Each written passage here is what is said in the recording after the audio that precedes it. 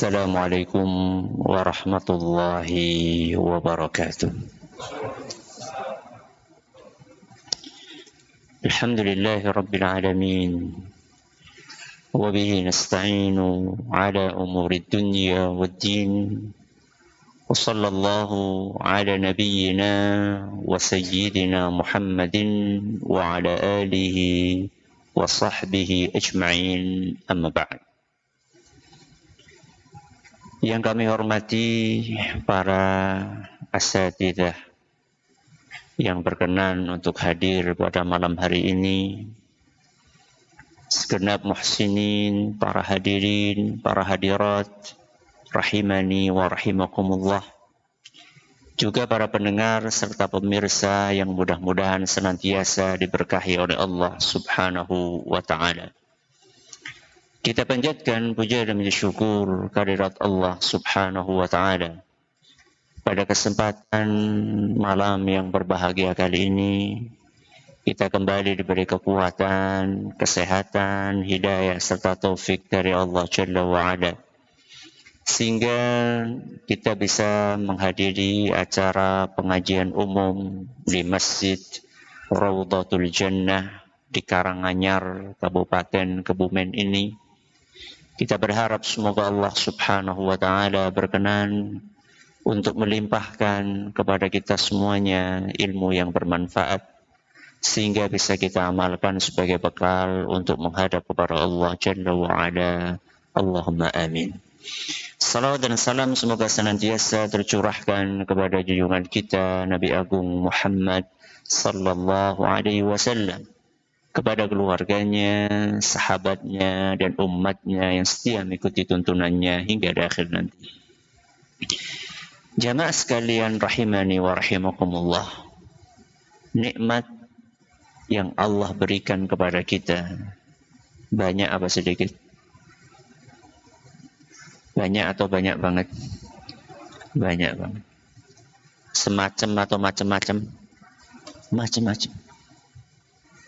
Nikmat yang Allah berikan kepada kita banyak sekali dan sangat beragam.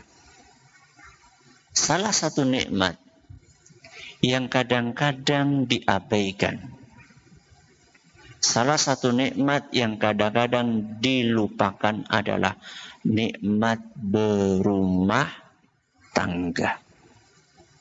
Nikmat apa? Berumah tangga. Apakah berumah tangga itu adalah sebuah nikmat? Kok sepi? Iya atau tidak? Iya. Karena tidak semua orang mau dan mampu berumah tangga. Tidak semua orang mau dan mampu. Ada orang mau tapi tidak mampu. Dan ada orang mampu tapi tidak mau. Dan ada orang tidak mau dan tidak mampu. Jenengan sing pundi? Hah? Mau dan mampu. Karena tidak setiap orang mau itu mampu. Ada orang pengen banget nikah, tapi tidak mampu. Karena apa? Hah? Karena takut. Takut apa? Takut gak bisa ngasih nafkah. Selalu dihantui dengan perasaan takut, was-was. Kok timpani apa ya? Ya beras. Lagi larang kok beras. Jadi ada orang yang mau tapi tidak mampu. Ada yang mau tidak mampu karena maharnya terlalu mahal. Di beberapa daerah atau di beberapa negara, mahar itu bisa puluhan juta atau ratusan juta. Jenengan maharnya apa? Seperangkat alat sholat. Murah atau mahal? Murah. PP boleh sing grosiran.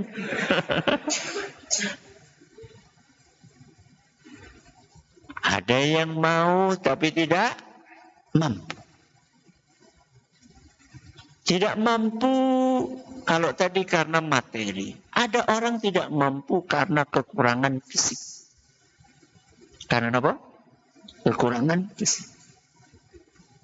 Non sewu, mungkin karena impoten, ya. Atau mungkin karena punya penyakit menular, sehingga nggak mau ada orang yang nikah sama dia. Atau mungkin karena dia cacat fisik, sehingga begitu orang melihat pertama kali langsung mundur, nggak mau. Jadi kita dikasih oleh Allah Azza wa Jalla apa? Kemauan dan kemampuan. Kalau tadi contoh orang-orang yang mau tapi tidak mampu. Sebaliknya ada orang yang mampu tapi tidak mau. Wonten? Wonten? Nah, apa sih? Mampu tapi tidak mau. Pripun? Kelainan. Betul. Ada yang karena kelainan. Ya. Lanang seneng lanang. Wadon seneng wadon. Masa arep mengkau asing nikah Joko karo Jono, ya ora sida. Siti karo Sri, si Sri ya.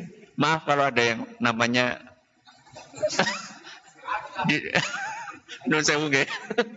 ini di luar kesengajaan.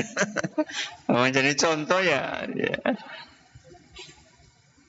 Ada juga orang normal, ya, sama suka kepada lawan jenis, tapi dia nggak mau ribet, nggak mau repot, nggak mau apa? Repot. Karena menikah itu kan ada apanya? Ada konsekuensinya. Ada konsekuensinya. Yang laki-laki nanti harus menafkahi siapa? Istrinya. Nanti yang wanita dia harus melayani suaminya. Dia nggak mau ribet, nggak mau repot. Akhirnya dia lebih memilih untuk jomblo seumur hidup. Gak mau dia. Padahal secara materi cukup. Atau ada sebagian orang memang dia sedang membangun karir. Membangun apa? Karir. Gak mau diganggu karirnya. Itulah realita yang ada. Tapi subhanallah, Allah berikan kepada kita dua kenikmatan sekaligus. Yang pertama apa? Kemampuan. Yang kedua, kemauan. Kebalikannya kemampuan apa? Ketidakmampuan. Kebalikannya kemauan, ketidakmauan. Makanya kita disuruh, diajarkan oleh Nabi kita Muhammad sallallahu alaihi wasallam untuk berdoa, Allahumma inni a'udzubika minal ajzi wal kasali. Hadis riwayat Bukhari dan Muslim. Allahumma, ya Allah, inni a'udzubika, sesungguhnya aku mohon perlindungan kepadamu dari dua hal. Dan masih ada hal-hal yang lainnya. Tapi yang berkaitan dengan pengajian kita malam hari ini, dua hal ini. Minal ajzi, ketidakmampuan. Wal kasali, kemalasan. Nggak mau. Jadi bedanya malas sama nggak mampu apa? Kalau malas, mampu tapi nggak mau. Orang yang biasa nge-gym, ngertos nge-gym? Gym. Itu gym. Nge-gym fitness. Ya. Kan awaknya kan pelekentung toh. Ya. Sis pack. Ya. Mengangkat barbel kuat. Betul? Tapi ada di antara mereka yang azan subuh nggak kuat mengangkat kelopak matanya. Padahal barbel yang diangkat berapa? Dia sing sok nge-gym. Berapa? Sekilo nge-gym. Enggak mau gula bas. Berapa? 5 kilo. Nah sekarang kelopak mata itu berapa kilo? Kelopak mata ini berapa kilo? Seperempat kilo sih. Kelopak matanya siapa seperempat kilo? Paling cuma berapa miligram. Nggak kuat. Ini orang nggak mau. Secara fisik dia apa? Mampu, tapi dia tidak mau. Maka ketika kita dikasih sama Allah Azza wa Jalla kemauan untuk berumah tangga dan kemampuan untuk berumah tangga, maka ini adalah nikmat. Dan nikmat itu wajib untuk disyukuri. Wajib untuk disyukuri. Bagaimana mensyukuri nikmat tersebut? Mensyukurinya adalah dengan berumah tangga secara baik. Pripun? Berumah tangga secara apa? Baik. Baik batinnya apa lahirnya? Batinnya apa lahirnya? Lahir batin. Oh, jarku lahir batin ku Idul Fitri tok. Yo. Berumah tangga yang baik adalah berumah tangga yang batinnya baik, juga lahirnya baik. Itu materi pengajian kita hari ini. Berumah tangga apa? Lahir batin. Lahir dulu apa batin dulu? Kita bahas yang mana dulu? Lahirnya dulu apa batinnya dulu? Hah? Kenapa lahir dulu? Loh, pondasinya siapa? Lahir apa batin? Ya batin. Mau pondasi kok lahir? Ini masjid ini, pondasinya lahir atau batin? Lahir siapa lahir? Keton. Batin? Ora keton. Niki masjid niki, pondasinya lahir apa batin? Batin, ora keton. Pondasi nang iso, pondasi nang dhuwur ya utuh.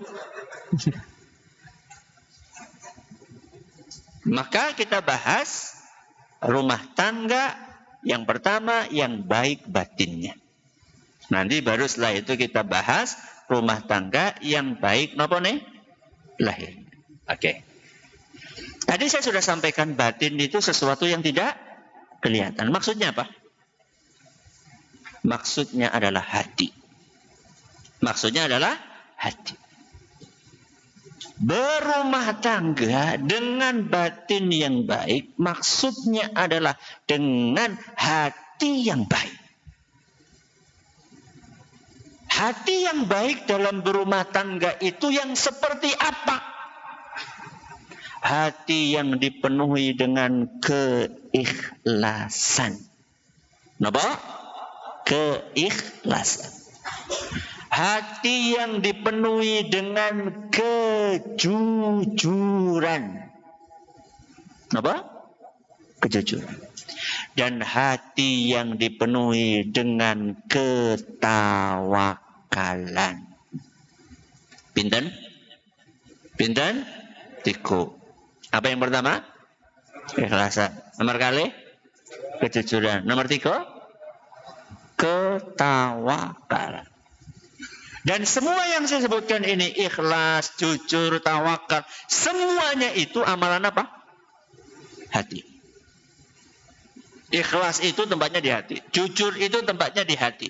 Pondasinya di hati. Tawakal juga amalan hati.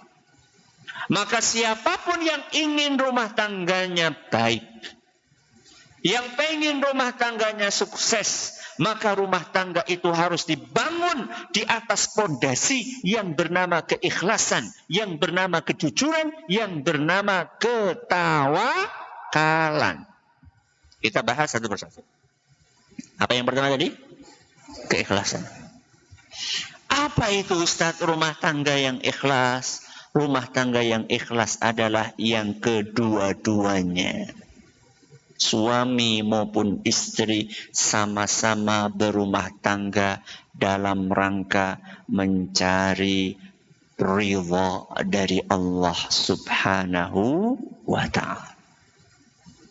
Berumah tangga dalam rangka beribadah kepada Allah. Nikah niku ibadah apa mboten? Ibadah apa mboten? Berarti kita harus banyak nggih? Jadi guyu nggih. Guyune guyu apa nggih? Harus banyak nggih? Nggih. Banyak beribadah kepada Allah, maksudnya kayak gue. Ya.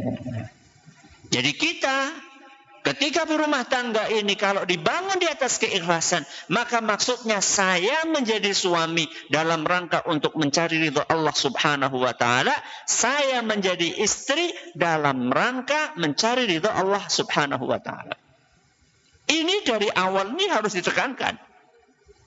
Kenapa Ustaz? Karena menikah itu ada konsekuensinya. Berat apa ringan? Tergantung. Berat atau ringan? Berat. Biar ringan, ikhlas. Betul. Sesuatu yang berat ketika dijalankan dengan keikhlasan akan terasa ringan. Sesuatu yang ringan kalau dijalankan bukan dengan keikhlasan akan terasa berat. Padahal pekerjaannya sama. Ya. Kita sebagai bapak-bapak ini, begitu nikah, yang dulunya cuma nyari duit buat diri sendiri, setelah nikah harus nyari duit buat istri. Setelah itu, anak.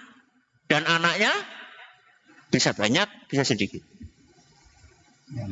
Capek atau tidak? Capek. Kesel teman. Apa banding anaknya? Ya. Capek orang tua dulu kita apa capek sekarang kita? Hah? Orang tua kita dulu. Orang tua kita dulu anaknya kakek. Betul? Betul. Minimal berapa? 7, 8 gitu. Minimal itu minimal. Kalau sekarang 7, 8. Wih. Masya Allah. Anaknya 7. Padahal subhanallah. Nanti kita bahas masalah tawakal ya. Padahal subhanallah ya. Orang tua kita dulu itu secara ekonomi dibandingkan kita lebih mapan mana? Kita atau orang tua kita dulu? Orang tua atau kita? Isai? Belum? Belum. Orang tua kita dulu sama kita ini, coba kita gini aja lah. Gampang yang dilihat aja. Orang tua kita dulu itu punya mobil enggak? Punya motor? Enggak. Punyanya apa? Pit. Montel. Ya. Jenengan? Motor. Motor. Bahkan satu rumah motornya bisa 2, 3. Oke. Contoh. Orang tua kita dulu itu makan daging kapan? Nunggu badak. Nunggu. Jenengan? Kapan aja bisa makan? Kapan mau? Betul. Kenapa anaknya jenengan seperti sedangkan anak orang tua kita dulu banyak? Kenapa kita takut punya anak banyak? Padahal secara ekonomi kita lebih mapan dibandingkan orang tua kita dulu. Orang tua kita dulu secara ekonomi mungkin biasa-biasa aja, bahkan cenderung kurang, tapi mereka berani memiliki anak yang banyak. Dan mereka tahu konsekuensinya, berat. Mencari nafkah untuk satu anak dengan mencari nafkah untuk 10 anak, ya lebih berat mencari nafkah untuk berapa? 10 anak. Beras sekilo ora? Cukup. Tapi ketika pernikahan itu dibangun di atas keikhlasan, sesuatu yang berat akan terasa ringan. Ini buat bapak-bapak, termasuk buat ibu-ibu. Pekerjaan ibu di rumah itu capek nggak? Capek. Istri itu capek loh. Jadi jangan pernah berpikir jenengan, bapak-bapak, para suami itu, bahwa jenengan itu adalah manusia yang paling capek sedunia. Di rumah juga capek. Pekerjaan, Masya Allah. Apa baiknya, Chan? Masak. Ngumbai. Apa? Ngepel. Ya nyapu di sini pas ujung ngepel. Nyapu. Ngepel. Apa lagi? Nyetrika. Ya. Asa-asa. Ngomong.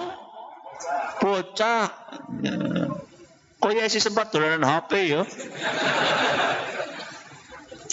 Si sempat bojone jenengan dolanan HP? Masya Allah. Padahal pegawaian numpuk ya, pirang-pirang si sempat dolanan HP. Kayaknya orang pegawaian liane apa ya? Saya kijen nembak-nembak terus ya, mulane kapok orang ngaji. Ya, ini kita ngaji untuk memperbaiki diri. Nah, ini keikhlasan, nggih. Yang kedua apa tadi? Kejujuran. Napa? Kejujuran.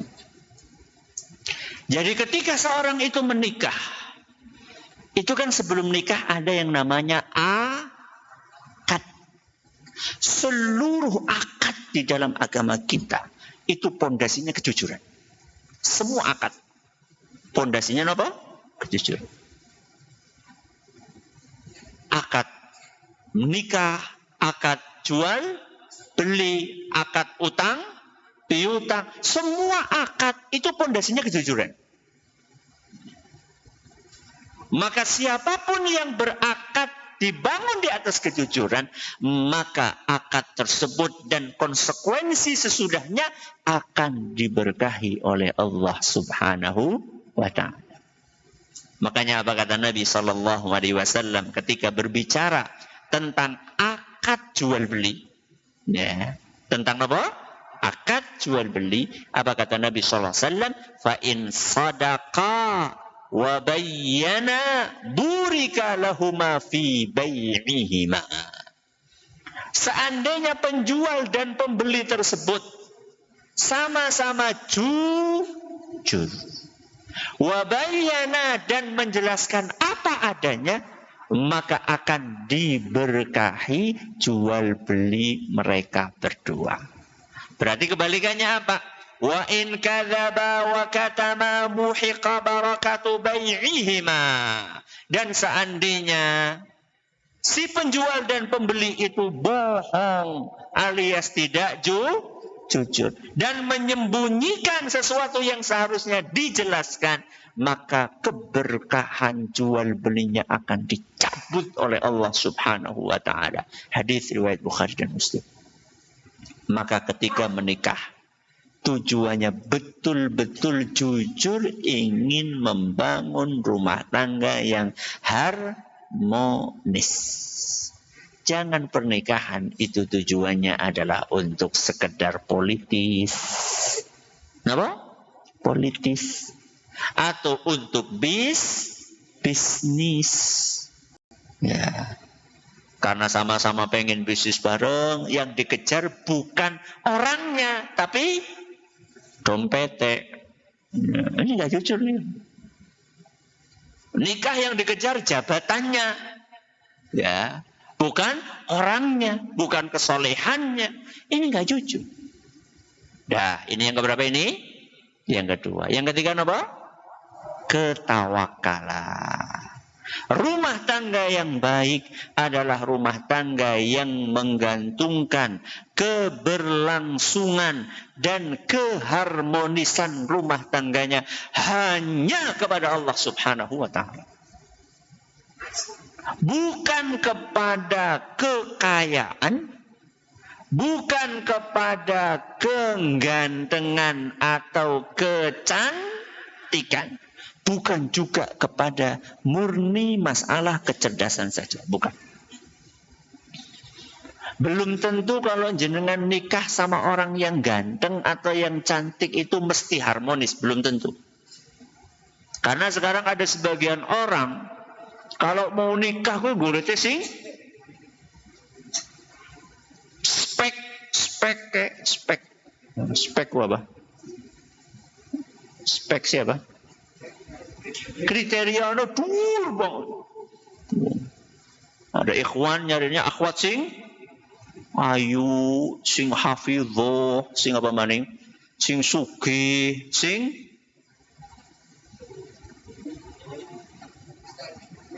manut, pinter masak, apa maning?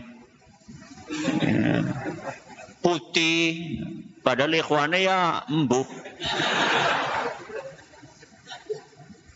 Yura ngaca kayak gue yo. Karpe bojone hafidhoh, lah wong dheweke juz ame ora apal. Ya. Pengennya yang cantik, wong dia sendiri juga enggak terlalu apa? Ganteng. Ya. Jadi jangan cuma sekedar mengandalkan sesuatu yang sifatnya materi. Belum tentu rumah tangga antara yang ganteng banget sama yang cantik banget itu akan harmonis terus, belum tentu.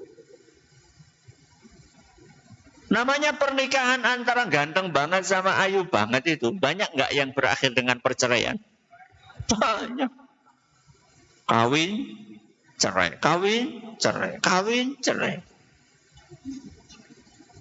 Jadi keharmonisan rumah tangga kita ini tergantung bagaimana taufik dari Allah Subhanahu wa ta'ala. Maka ada sebagian orang yang subhanallah secara fisik ini sangat sederhana.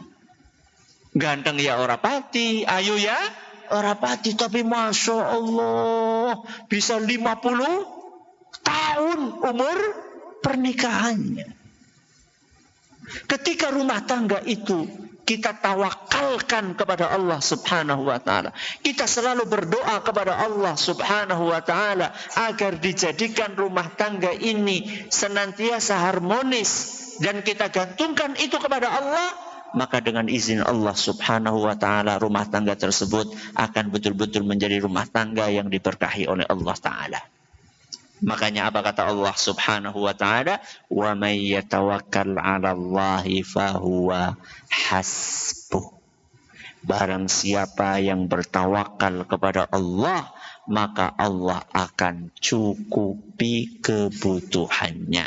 Al-Quran surat At-Talaq ayat 3. Surat apa? At-Talaq ayat 3. Maka siapapun yang mengalami kemelut di dalam rumah tangganya, yakinlah bahwa penyebabnya salah satunya adalah karena jauhnya kita dari Allah. Semakin kita dekat sama Allah, semakin kita bertawakal kepada Allah, maka rumah tangga kita akan semakin dibikin sama Allah Azza wa Jalla harmonis.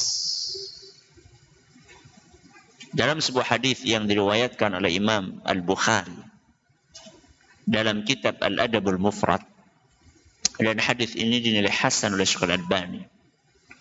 Kata Nabi SAW, tidaklah ada dua orang yang saling mencintai karena Allah, kemudian terjadi perselisihan dan saling membenci, pasti penyebabnya adalah dosa yang dikerjakan oleh salah satu dari keduanya atau malah dua-dua. Jadi kalau ada rumah tangga yang awalnya harmonis, kok ujuk-ujuk jadi nopo? Nggak harmonis. Ini pasti ada yang nggak benar. Siapa? Suaminya atau istrinya? Nah, bisa suaminya, bisa istrinya, bisa dua-dua. Dan solusi dari seluruh permasalahan takwa. Kembalikan semuanya kepada Allah Azza wa Jalla. Jangan-jangan suaminya mulai pelirik.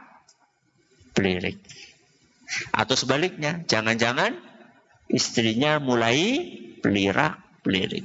Pelirik di dunia nyata atau dunia maya? Dunia nyata apa dunia maya? Loro-loro nek. Ya. Ngaji bagus, masya Allah, mangkat masjid ngaji. Tapi begitu pulang, kalau ngenteni bojone, kalau pelirak. Ayu ya.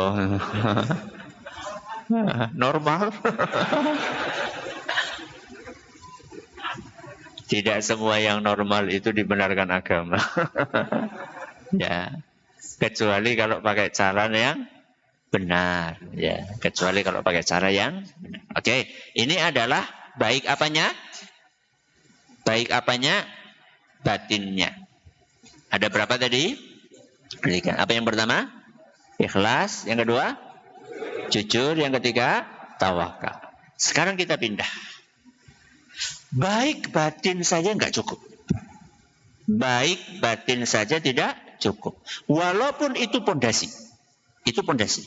Tapi sekedar baik batin saja nggak cukup. Harus diiringi dengan baik nopo? Lahir. Apa itu lahir yang baik dalam berumah tangga? Sikap dan perilaku. Nopo? Sikap dan perilaku. Sikapnya suami kepada istri, sikapnya istri kepada siapa? Suami. Perilakunya suami kepada istri.